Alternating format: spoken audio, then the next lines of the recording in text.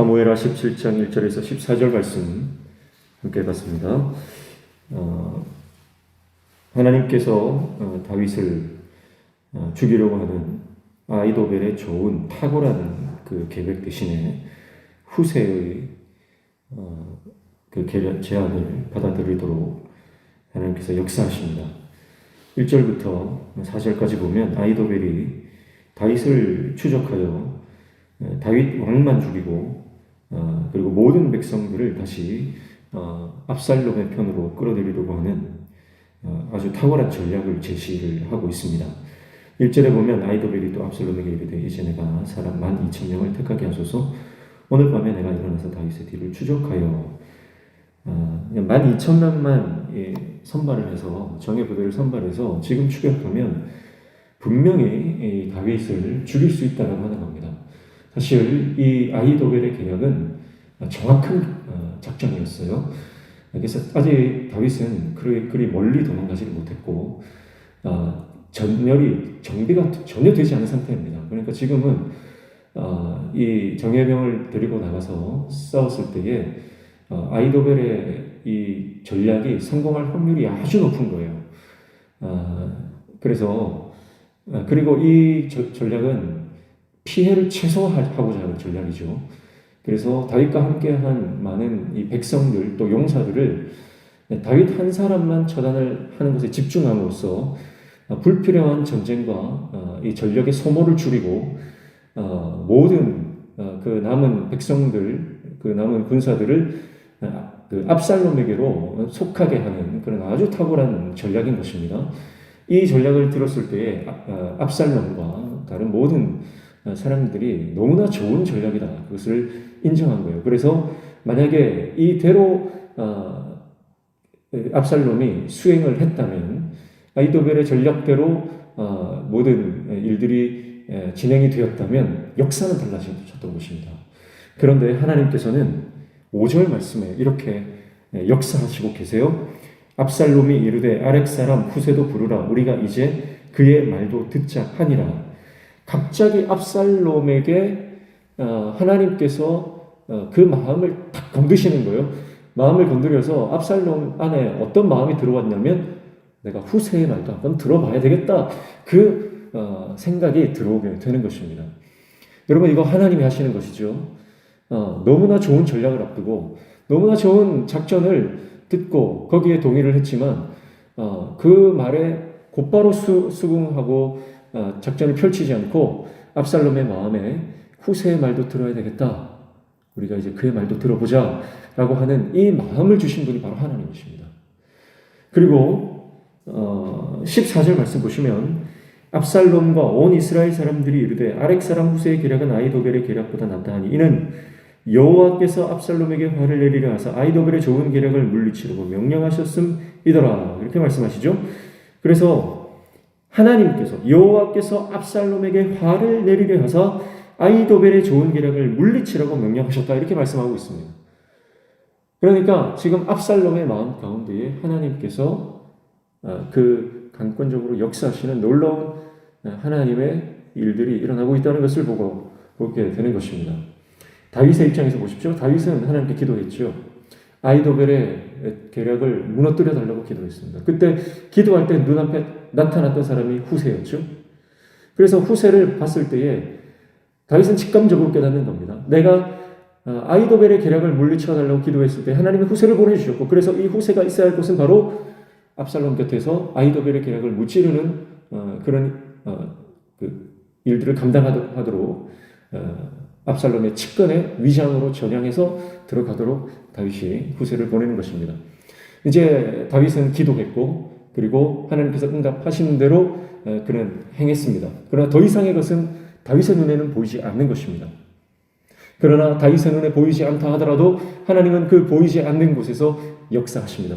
기도에 응답하시고 하나님께서 다윗을 보호하시고자 하는 그 역사를 진행해 나가시는 것이죠. 우리 인생도 마찬가지입니다. 우리는 하나님께 기도할 뿐입니다. 그리고 그 기도한 대로 말씀대로 우리는 순종할 뿐입니다. 그리고 나머지 것들은 하나님께 맡기는 거예요.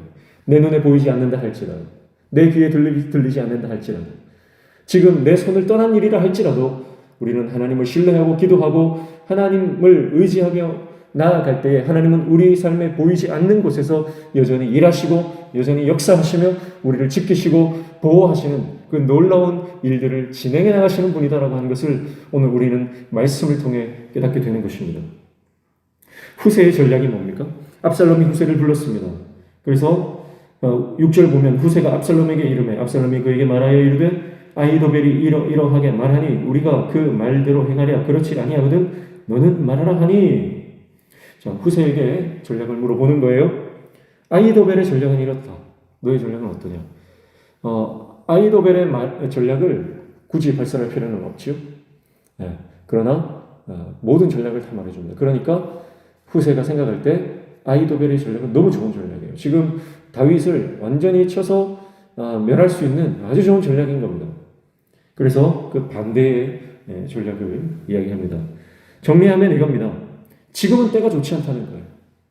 왜냐하면 지금 다윗은 새끼를 잃은 어미곰과 같다는 거예요. 그가 굉장히 분노했고 그 안에는 지금 비록 도망가고는 있지만 그는 용사고 그 주위에 있는 많은 용사들이 있고 전쟁에 능한 자다. 그래서 지금 만약에 이 군사들을 보내서 다윗을 죽이려고 했을 때 실패할 확률이 높다는 거예요.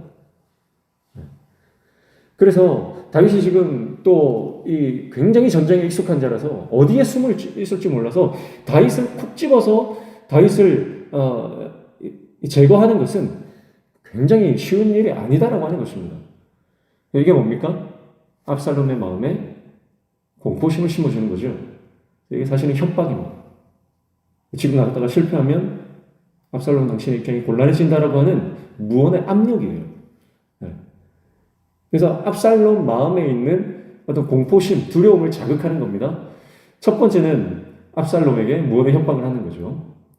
그리고 아히도벨의 전략이 그리 좋은 전략이 아니다라고 하는 설득을 먼저 하는 것입니다. 그리고 나서 후세가 뭐라고 하냐면 11절부터 보시면 나는 이렇게 계략을 세웠나이다 하면서 온 이스라엘을 단에서부터 부엘세바까지 바다의 많은 모래같이 당신께로 모으고 친히 전장에 나가시고 그럽니다. 단에서 부엘세바까지. 우리나라로 치면 백두에서 한라까지 전국에서 백성들, 군사들을 일으켜서 한 수십만 명, 몇십만의 군대를 일으키라는 거예요. 그리고 그 군대를 어마어마한 규모의 군대를 이끌고 왕이 친히 전장에 나가십시오. 뭘 자극하는 거예요? 압살롬의 그 마음의 허영심, 그 마음에 있는 그 높아지고자 하는 그 마음들을 이제 부추기고 있는 것입니다. 그래서 더 많은 군사, 더 큰 규모, 더 높은 어떤 지위 이런 것들을 통해서 압살롬 마음에 있는 그런 객기와 그 안에 있는 허영심을 자극하고 있는 것입니다. 압살롬 마음에는 그런 과시하고 싶은 과시욕이 있거든요. 정확하게 후세가 압살롬의 마음을 간파하고 있는 것입니다. 그래서 12절을 보면 우리가 그 만날 만한 곳에서 그를 기습하기를 이슬이 땅에 내림같이 우리가 그의 위에 덮여 그와 함께 있는 모든 사람을 하나도 남겨두지 아니할 것이요. 자, 진멸하겠다는 거죠. 다윗과 함께한 모든 사람들을 대지의 이슬이 덮임같이 우리가 그들을 덮어버릴 것이다. 그래서 하나도 남기지 않고 다 진멸해버리죠. 압살롬이 들으니까 너무 명쾌하고 너무 통쾌한 그런 작전인 거예요.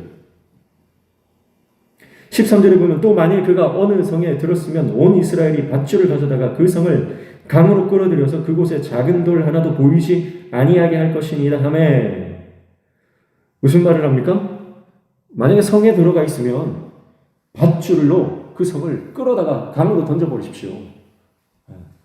왕은 그 정도 할 수 있는 능력이 있습니다. 왕은 그 정도의 권세와 권위와 능력이 충분하신 분입니다. 라고 하면서 이 압살롬의 마음에 있는 과시욕과 허영심을 완전히 부추기는 겁니다. 그래서 압살롬이 그 말에 흠뻑 넘어가게 됩니다. 그래서 압살롬과 온 이스라엘 사람들이 후세의 계략이 아히도벨의 계략보다 낫다. 그렇게 인정합니다. 그래서 다윗의 입장에서는 충분히 피신할 수 있는 시간과 전열을 재정비할 수 있는 충분한 타임이 보장이 되는 것입니다. 그러나 그것을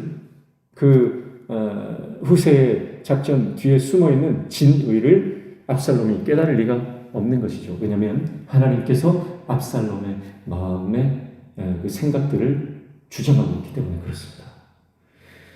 사랑하는 성도 여러분, 우리가 주님께서 우리의 생각을 붙들어 주셔야 되고 하나님께서 우리의 삶의 모든 여정들을 하나님께 맡길 때에 하나님께서 이끌어 가시고 선하게 인도해 주시는 줄로 믿습니다.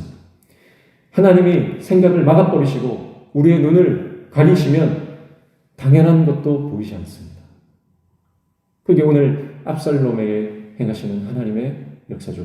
하나님의 이 역사는 하나님의 사람, 하나님이 왕으로 택하신 다윗을 지키고 보호하시기 위한 작전이고, 압살롬이 패역하고 반역하고 그 안에 육신적인 갈망으로 가득 차서 하나님의 사람 아버지를 죽이려고 하는 이 패륜을 하나님께서는 심판하시고자 함입니다. 그래서 많은 사람들이 지금 압살롬의 편에 섰습니다.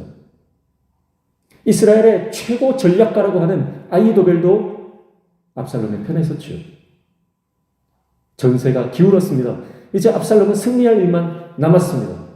그러나 아무리 많은 사람들이 압살롬의 편에 섰다 할지라도 하나님은 여전히 다윗의 편이십니다. 그래서 우리 주위에 많은 사람이 나를 따르고 나를 인정하고 나에게 박수치는 것이 중요한 것이 아니라 내가 하나님 편에 섰는지, 하나님이 나를 인정하시는지, 내가 지금 누구 편에 서 있는지 그게 중요한 거죠. 오늘 저와 여러분이 하나님의 편에 서시기를 축복합니다.